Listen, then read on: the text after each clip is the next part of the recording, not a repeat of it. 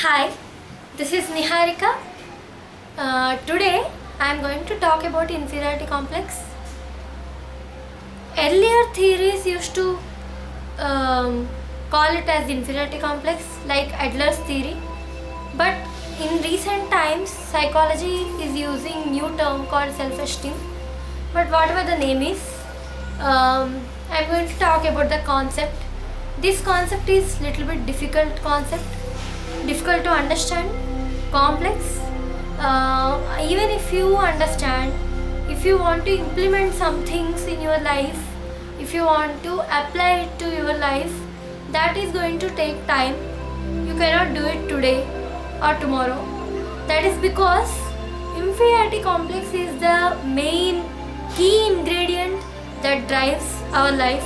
As Adler said, that every individual is born with inferiority complex. After some time they will overcome the inferiority complex in different stages. But today I am not going to talk about any theory not related to psychology. I am just going to talk about day-to-day experiences. I have seen people and I myself experienced. Based on those experiences I am going to talk. So these are like my insights which I learned in my life. So here, first thing I would like to say is, we all have inferiority complex in our childhood. Sometimes it develops because our parents compare us with other kids, siblings, all these things. And in the environment, there is lots of competition. So there is competition, comparison everywhere in the society. So what happens is, whether you are a nice person or you are a bad person, that will be determined by so many factors. So in our childhood we start making a structure in our mind by putting all those concepts which we have learned from the society. So what we try is, we try to make a building, make a structure and fit into that building, fit into that structure. Like how we build a house and try to adjust in that house, we buy furniture, we start living. In the same way, we make a house in the brain, and that in that house we try to start living. So, is there any house in the mind? Is there any house in the brain? When we were born, no. We don't have, there is absolutely nothing. There is no structure, there is no form. That is the reason why people who are living in the other countries form different structures. People who are living in different regions, religions, different people form different kinds of structures. It depends on the environment in which they live. So, but there is a commonality in all the structures. There is this pattern which is common. Whatever may be the structure, but underlying concept, cause, use of the structure, that remains same. So here I am going to talk about structures. There are three kinds of structures which we form. One category is whether this structure is rigid or not. Some people believe that structure is very rigid. We are not going to change anything. There is nothing going to happen. So they live in determinism. They believe that everything is fate. So what happens is, they start believing in destiny. They lose the interest to change. That leads to sometimes depression. They also get suicidal thoughts. I will give an example. Imagine there is a child who thinks that she cannot change her future. Imagine an adult who thinks that she cannot change her future. He cannot change his future. So what happens is, the structure which they formed is very rigid in their mind, in these kind of people. So what happens is, they don't try to work on it, they don't try to change it. And there is second category where people believe that structures are not rigid, they can be modified, they can be changed. they keep themselves below others. Like for example, they believe that they don't have capability, they don't have capacity like others have, they are not as good as other people, so they feel inferior about themselves. So what happens is they try to change the situation by doing something, some action. So as I told you, they believe that structures are not rigid, so they want to change, so they do some actions. But what happens is when they want to feel good about themselves, because of their inferiority feeling, because they believe that they are below other people, what happens is they compete with other people and they take other people as a reference scale. Like for example, I have a classmate in my school, so to feel good about myself, I need to become like my friend, I need to work hard like my friend, I need to get first rank like my friend, I need to dress like my friend, I need to cut my hair like my friend. This is what happens. I don't have any own style or something because I am inferior person.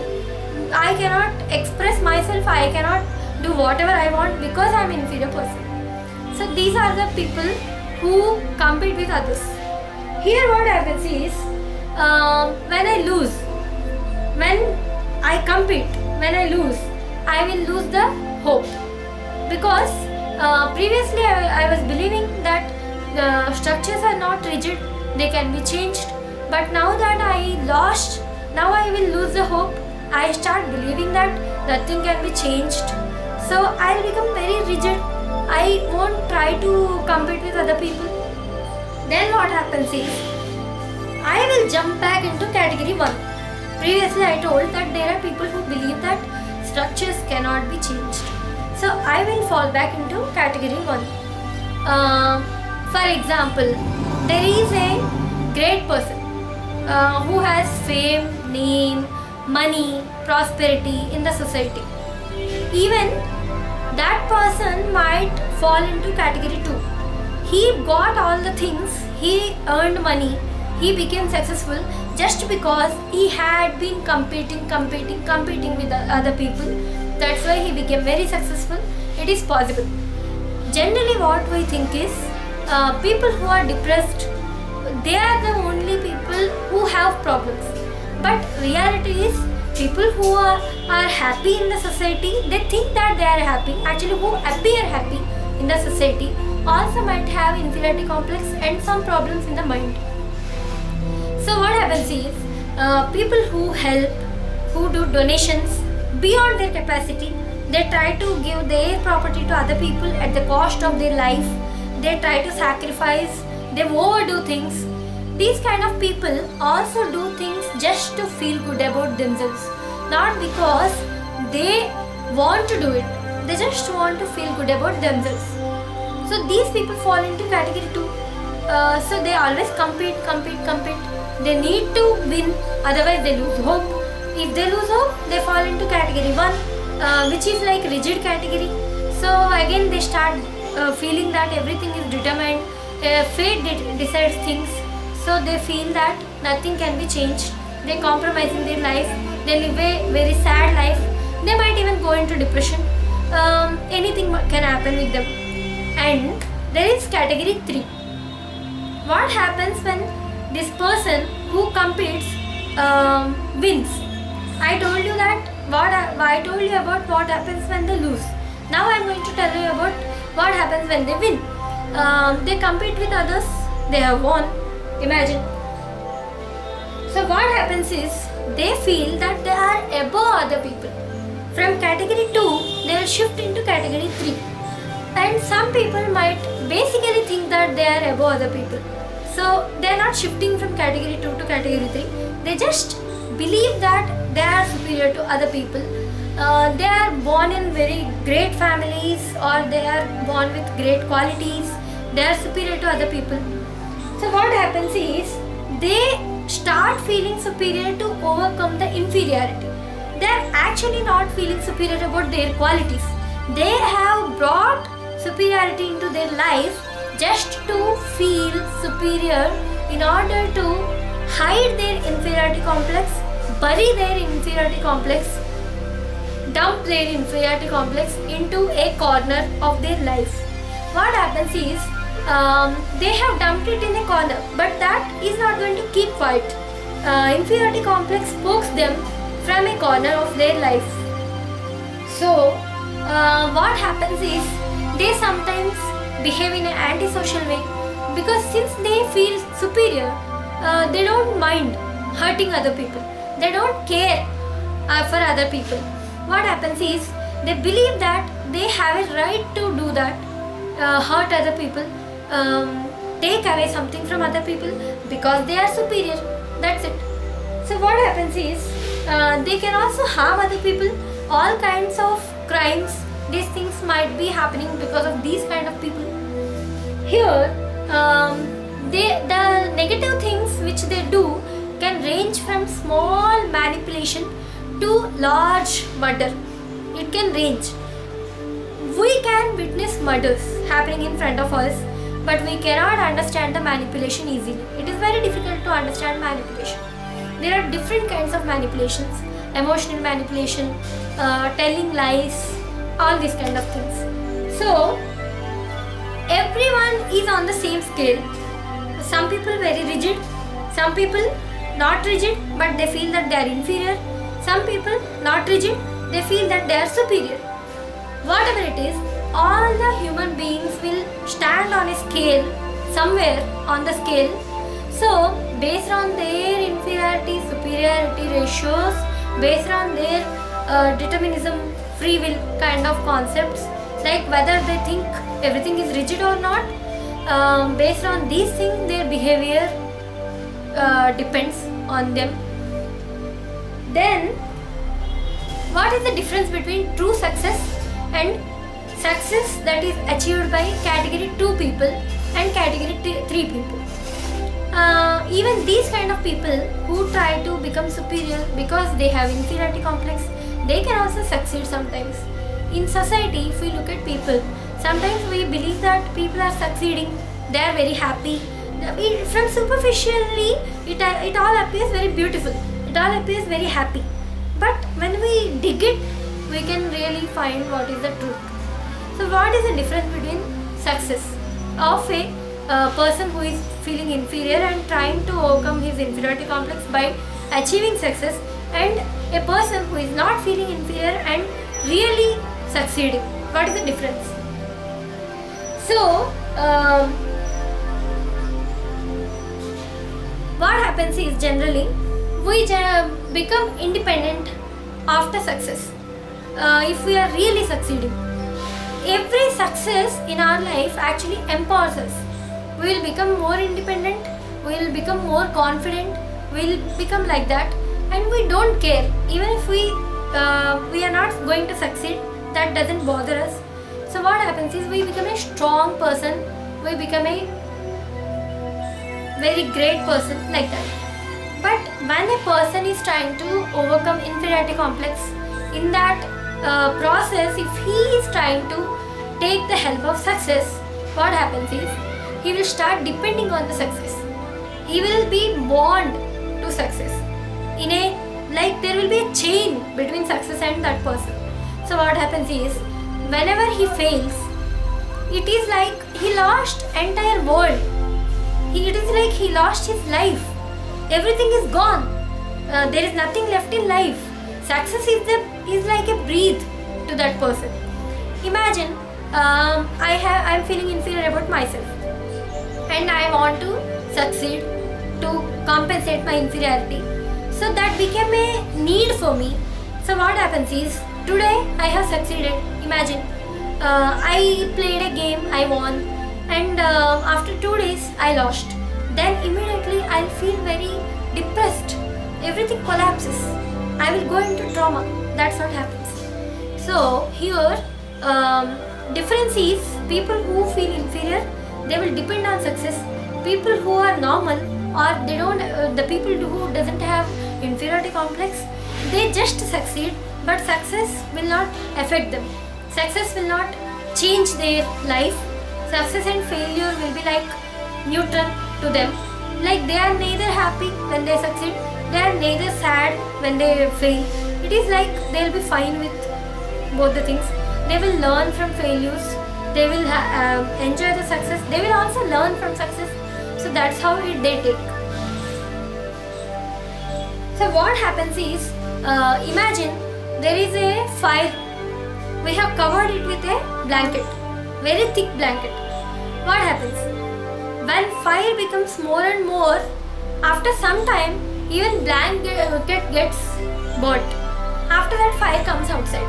In the same way, if we try to bury our inferiority complex by making use of a success, then that success also will get burnt and will become dependent on that success. Then when inferiority complex comes out, again we will feel inferior. There is no change in our life. So, are we really inferior? So what are the ways to overcome inferiority? When competing is wrong, when we should not try to succeed in order to bury our inferiority, I told that that is not going to help. Then what is going to help? What is the way? So how can we overcome inferiority complex? In a realistic way, in a practical way, in a permanent, is there any permanent solution? That is the next question. Here, only way to feel good about ourselves is understanding that we are good. Who said that we are inferior? There are certain reasons because of which we feel inferior, some emotional reasons, some traumas happening in the life. When we realize that we are not inferior, that is how we overcome inferiority complex. How is this going to happen? So, when we have assumed that we are inferior, we have actually compared with other people. That is what gave us inferiority complex. For example, imagine I was competing with my friend. I was studying in a school. She got first rank, I didn't get. So I was competing with her. So I felt inferior about myself. So here, she got first rank and I didn't get. Now if I look back, turn back and look into my life, why she got first rank? Why I didn't get? If I start thinking about it, I can see the reasons. Every person when they are born have equal opportunities. Every person has capability to attain anything in their life. This is what humanistic theories also teach. So when I had the capability to get a first rank, why I could not get it? If I look at introspect, if I look at my past, then I can realize few things. For example, I played instrument in my childhood. Imagine. So I was playing whole time. I was very much interested in playing instruments. Music is my interest. That is why I was playing.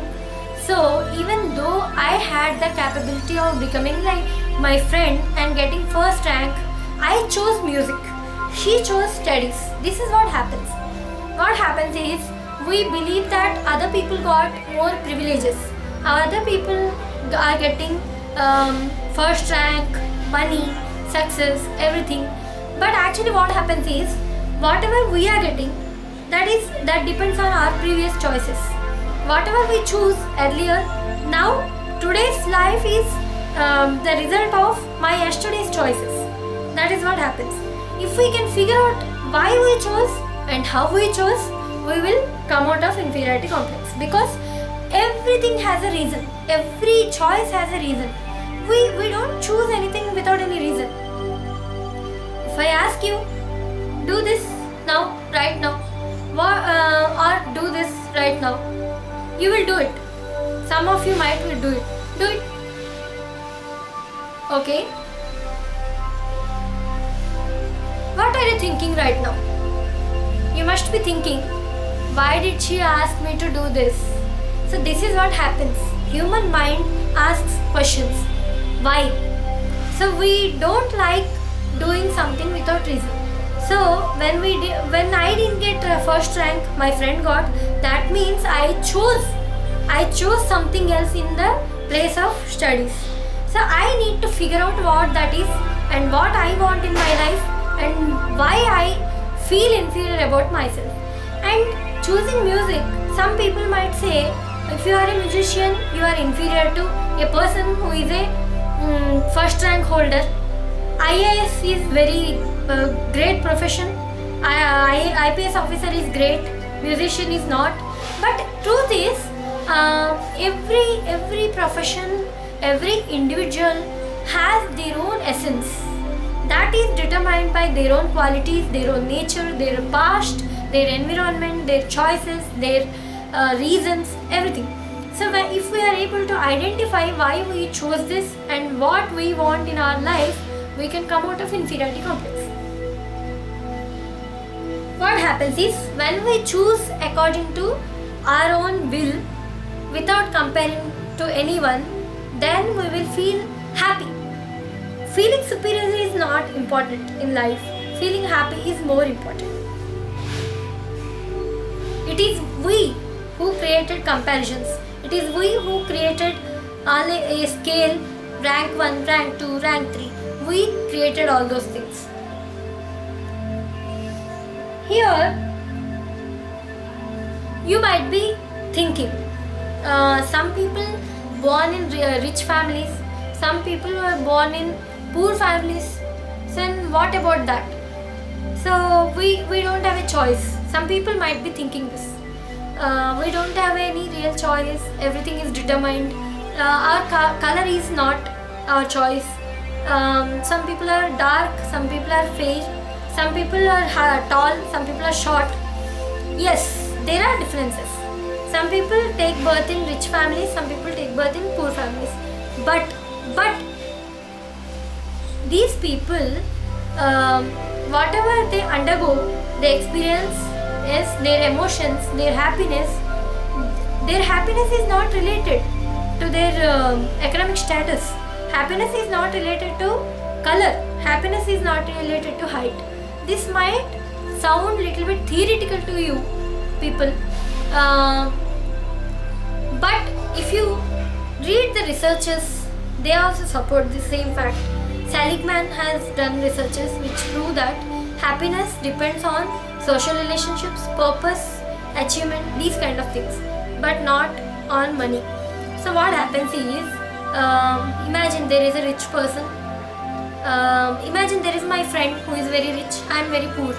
So my friend goes to some costly mall, I go to some shopping complex, very cheap market, something. She will get a coat for 1 lakh rupees, I get a coat for 5,000 rupees, and there is another person who gets a cloth which costs only 5 rupees. So here what happens is, the happiness which I get when I buy something, that is same in all the 3 cases. And similarly, imagine there is my friend who is very rich.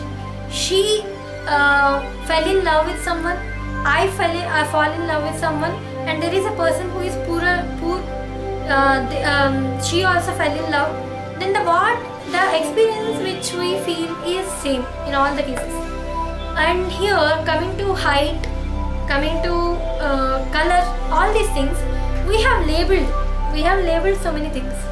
What we say is, fair people are beautiful, dark people are not. But is it true? If we look at some people, there will be some charm in the face, even when they are dark. So even in some people are poor, but they are very happy. I used to observe some people in my childhood. They used to talk, make jokes. There used to be 10 people who used to do labor work. They used to get only 50 rupees per day, something like that. They used to spend nice time. They used to laugh. They used to crack jokes. They used to socialize, and they used to roam here and there. They were very happy. And if I look at some people who go to pub, spend lakhs of rupees, they have costly cars, they go to some Goa for a vacation. They spend nice time there. They have social relations. But the happiness, the smile is the same. The person who is smiling while talking to her friend is the same. This is what is the truth. It might appear little theoretical, but it is the truth. If we can start looking at ourselves based on our own life. Like for example, I have taken some choices in my life. I'll figure out what are the reasons behind those choices. Then I will start looking at my life separately, individually, independently, without comparing to anyone else. And I'll compare myself to my older version. For example, now I'm doing this video. If I compare my video with someone else's video, some TED talk, yes, it is not going to be very good. But if I can compare my video with my previous video, my first video, maybe there are some improvements. So here, if I compare with someone else's video like TED talk, definitely I am creating a problem for myself. I am creating an inferiority complex. But if I compare with my own previous videos, I will feel better. That's why inferiority complex can be removed just like that. It goes away just like that. If we can look at our own life, if we can see our own life in a transparent light, without coloring it, like without being in denial, like I won't agree this because I don't like it, I won't agree this because I don't want to. If we can look at our life objectively, if we can stop comparing, that's how we can come out of inferiority complex. If you like my videos, please subscribe to my channel. And you can make any requests, like in the comments you can give me suggestions. You can ask me for some particular topics, and we'll meet in the next video. Bye.